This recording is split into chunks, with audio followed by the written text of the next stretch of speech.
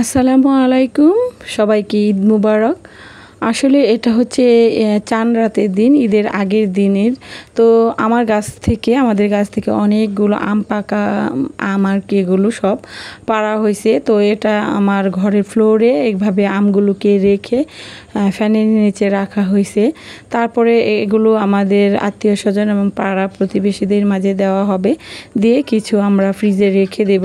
তো সেজন্য আমগুলো আপনাদের মাঝে শেয়ার করলাম। তো ঈদের রাতে সবারই কিন্তু ব্যস্ততা থাকে, বিভিন্ন ধরনের প্রস্তুতি থাকে। তো আমারও তেমন ব্যতিক্রম কিছু নয়। তো এখানে কিন্তু ঈদের সব বাজারগুলো কিন্তু একে একে গুছিয়ে নিচ্ছে আর আপনাদের মাঝে একটু শেয়ার করতেছি। আর আসলেও এখন কিন্তু বিভিন্ন ব্যস্ততা এবং অনীহার কারণে কিন্তু আমি ভিডিও করতে পারতেছি না, বিভিন্ন সমস্যার কারণেই। তো একটু একটু করে আর কি আপনাদের মাঝে ছোট্ট একটা ভিডিও শেয়ার করলাম। তো এটা ঈদের রাত্রে, তো এই বাজারগুলো কিন্তু আমি পর্যায়ক্রমে একে একে যা যা বাজার করা হয়েছে সবগুলো কিন্তু আমি এই যে ভিতরে সুন্দর করে গুছিয়ে নিচ্ছি। সব কিছুই কেনা হয়েছে এবং সব কিছু প্রস্তুতি নিয়ে নিচ্ছি। যেহেতু একা হাতে আমাকে কাজ করতে হয় সেজন্যই তো সব বাজার আমি গুছিয়ে নেব এবং ঈদের রাতে কিছু কাজ করে নেব। তো বন্ধুরা, যারা এখনও লাইক দেননি প্লিজ একটি লাইক দিয়ে ভিডিওটি কন্টিনিউ করার অনুরোধ রইল।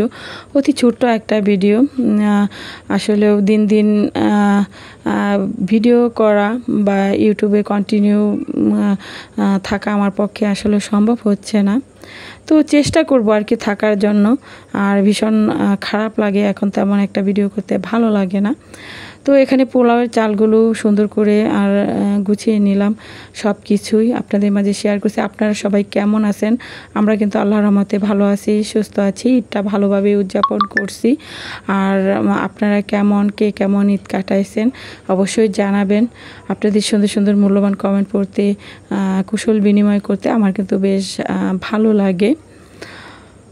তো এখানে সব কিছুই আমি একদম গুছগাছ করে যে সেমাই, তেজপাতা, ঈদের যা এভরিথিং সব কিছু গুছগাছ করে নিলাম। আর এখানে একটু নুডলস রান্না করে নিছি খাওয়ার জন্য। আর সকালে যাতে তেমন একটা ব্যস্ততায় না থাকতে হয় সেজন্য কিন্তু নুডলস, তারপরে সেমাই এগুলো রান্না করে নেওয়া হয়েছে। এগুলো কিন্তু ফ্রিজে রেখে দেব সময়টা মেনটেন করার জন্য। তো পরবর্তীতে অবশ্যই নেক্সট ভিডিওতে আপনাদের মাঝে আরও অনেক কিছু শেয়ার করব। সে পর্যন্ত সবাই ভালো থাকবেন, সুস্থ থাকবেন, আমাদের পরিবারের জন্য দোয়া করবেন। আপনাদের জন্য অনেক অনেক দোয়া শুভকামনা রইল। নতুন বন্ধু হয়ে থাকলে অবশ্যই পাশে থাকবেন, আমিও সবার পাশে থাকার চেষ্টা করব ইনশাল্লাহ। তো সবাই ভালো থাকবেন, আবারও ঈদ মুবারক।